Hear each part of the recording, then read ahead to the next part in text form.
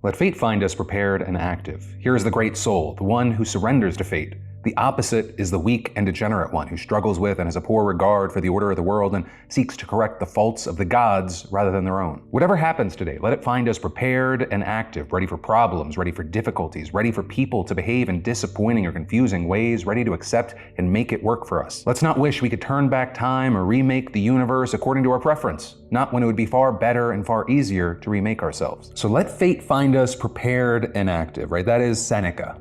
Roman, 2,000 years ago, still right. And I actually love that this is today's lesson, the message, because the modern world, it really tries to make us the opposite of be prepared and active. It wants you reactive, scrolling, outraged, worn out, emotionally exhausted. We're convinced that your only move is to just be outraged online about it. And the thing that I think Seneca's saying is to just stop wishing that the world's gonna be different. Stop praying for a reshuffle of the cards. No one's coming to help you. So look at the hand that you got, the real one, the unfair one, and go, okay, what do I do? I'm gonna do something about it, because the bumper sticker version of this is, hey, everything's bad, oh well, shut up and take it, know your place, don't make a fuss. And unfortunately, that garbage version is how a lot of people live their lives. And what's even worse is that's exactly what the people that are winning this rigged game want you to believe. That the unfairness, the cruelty, the corruption, that's just the weather, that's just fate. Nothing to be done about it, but fuck that. No, accepting that the fight is unfair is not the same as doing nothing about it. You accept that reality so you're no longer shocked by it. And you take the energy that would otherwise be there and use that to focus on changing it, which then brings us to the idea of fixing the gods' mistakes before our own. Or because it's not wrong to want to change those top-level mistakes. There is a lot to fix. But you gotta be the man, you gotta be the woman who has put in the work that is ready to do that. You can't remake the system if you're a mess. So do both, though there's an order to it. Remake yourself and then fuck up that rigged game. Right, and then this also makes me think about my place as a dad. Where I drastically changed my life over the last 5 years. I stopped acting like a victim of circumstance and I got to work on the things that I could control. And it's only one part of it, but it's the thing that most people notice these days, and I don't naturally enjoy these things, but I did 6 miles this morning and I knocked out some daily workout stuff because it leaves me ready and more capable to deal with the bullshit that the world's gonna throw at me and mine. Left with a stronger base, both physically and mentally, to launch from. I am, yes, trying to raise young men that are gonna be the best versions of themselves and go on to thrive for themselves and the people around them, but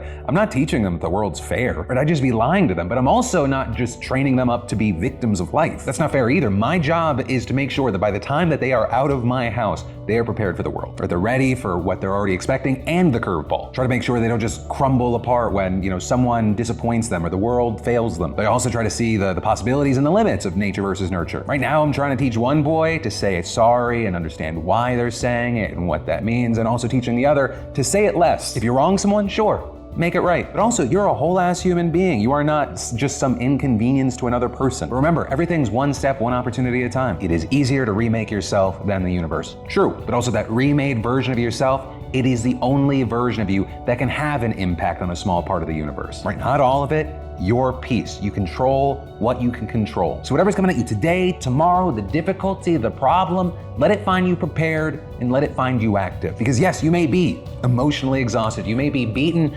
down, but you have not surrendered. It is not game over yet.